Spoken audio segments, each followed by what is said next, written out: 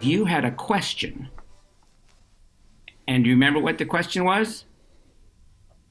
It was an excellent question. Can drums break when they hit them too hard? Very good. That's a really excellent question. And I'm going to give you the answer to that, and I'm going to also tell you a few secrets. Sure.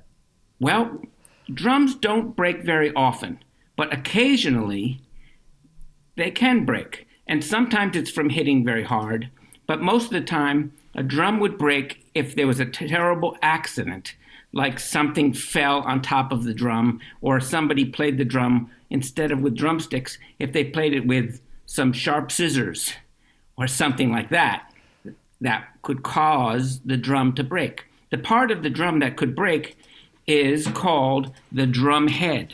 And if it ever does break, you can go to the music store, and in a box like this, they give you a brand new drum head. And what you have to do is sort of take off the old drum head, and you put this new one on. Now, a long time ago, drums heads were called drum skins. And that's because the drum head, which now is made out of plastic, used to be made from leather. And that means it's from a skin of a cow or an animal like a goat or something like that. And that's what drums were made out of. The top hitting part is called the drum skin or the drum head. There's another reason why a drum might break. And it's not usually from hitting it too hard. It's because if you tighten the drum too tight, it could break. And what I mean by tighten is this. A lot of instruments, like this instrument here, the guitar or the violin, they have a string. And way up at the top, there's a machine that tightens the string. I'm turning it. Do you hear something happening when I tune it? It's like getting tighter, and then if you get it too tight, it will snap. That's exactly right. It's getting tighter, and if it got too tight, it would snap. And the same thing happens with the drums. If we tighten the drum, the way we tighten the drum is I'm going to hold the drum really close. Just ignore that. I've seen that before. Okay, so if I hold the drum up really close, right there to the camera, you see there's a little place where I take this drum key. It's sort of like a tool, and with that tool, I could tighten the drum. Since this drum is sort of a small drum, I'm going to show you some big drums where it's more obvious. They're called kettle drums because they have a big kettle made of copper. Like a bowl that goes doing. Exactly right. It's a bowl that goes doing. And here's a drum head I'm going to take off. And I'm going to show you this one, even though it doesn't have a big hole in it, it actually has a little hole right there where my finger's pointing. And so this drum head would have to be replaced and changed for another drum head. So those kettle drums in the picture, I'm going to demonstrate their sound.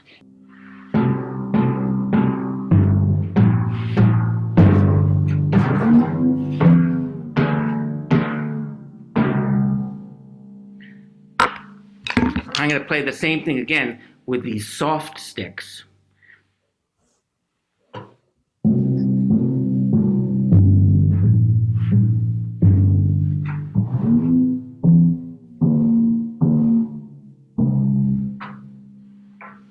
Did you notice that this drum right here, here's the stick, and my hands are right here, 2 sticks.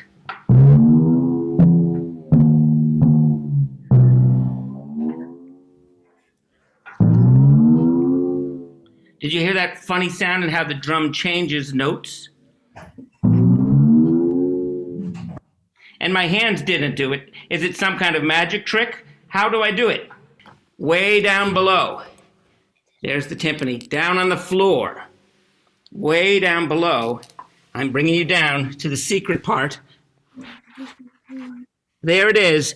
That is for my foot. It's a foot pedal. And when I put my foot on the foot pedal, I can change the tightness of the drum.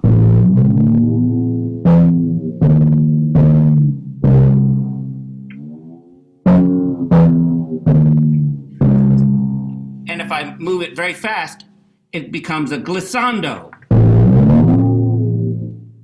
That's with a sliding sound.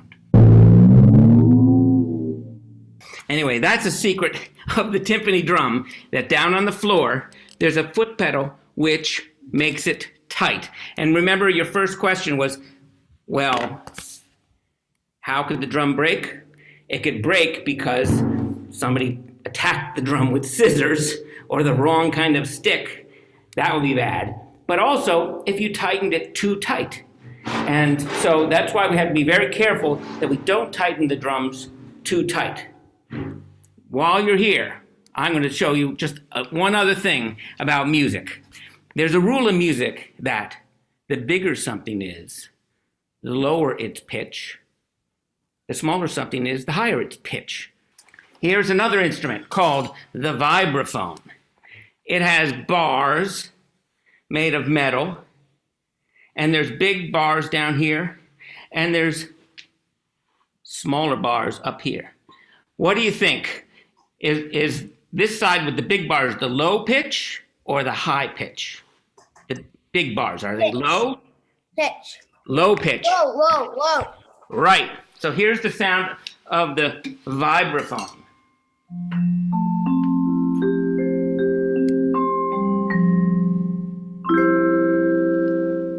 And if I go way up here on this side, high pitch. All right, one more instrument. Here's another one. It's right next to the vibraphone. This one is called the Glockenspiel. It's a German word. Yeah. You've heard of the Glockenspiel? Glockenspiel. All right, well, the Glockenspiel is a German word, and it's got bars the same way. It has low-pitched bars that are big down at the bottom, and high-pitched bars up at the top. And the bars ring for a long time.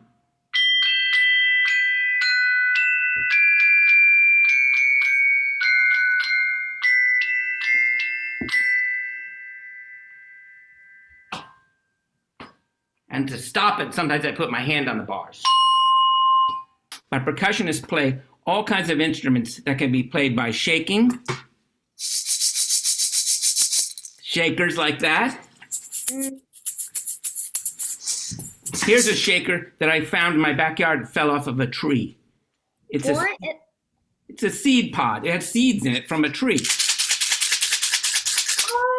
Where you picked off it from a pine cone or something like that? That's like a pine cone or something.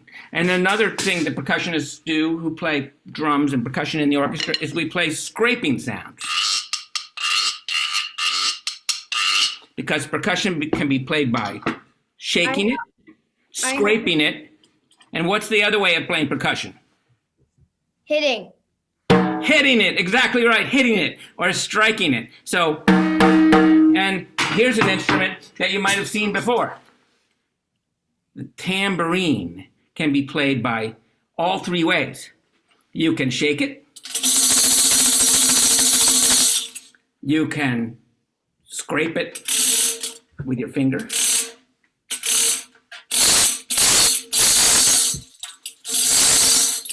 Or you could strike it or hit it. Okay, and the last area of percussion we forgot to tell you about is the percussion toys that percussionists get to play in the back of the orchestra. When we're not breaking our drum heads by doing the wrong thing or tightening them too tight, we also get to play cool sound effects like this, the slide whistle. That happens a lot in a cartoon when somebody's falling off of a cliff and it goes, and then they go boom on a big drum at the bottom. The flexitone, another glissando effect. A couple of bird sounds. The cuckoo. And do you recognize this one? Dan has that one from fishing. The duck call. He has a duck call. Wow. Yeah, for fishing. Very good. That's going to be a flying fish. Wow. Excellent and very cool. Well, thank you for coming to visit with me today. Any other questions about percussion? The cymbals, can they hurt your ears when they go? You know what? That's a really good question. A lot of people think that these loud instruments that we play only play loud, and it's not true. Just because something is really big and it is a cymbal, hey, I happen to have cymbals right here, and you asked a very good question about the cymbals. If you thought that I was going to play a loud noise, you'll get your ears ready for it. But watch. That wasn't very loud. So sometimes we can deliberately take the big cymbals and Or play you get, I know how you get really loud. That's right. Sometimes we do it very loud, but right now I'm going to play a soft one. And I'll let them scrape a little bit. And they ring for a long time. Any other questions? No. Okay, well, thank you for visiting with us today.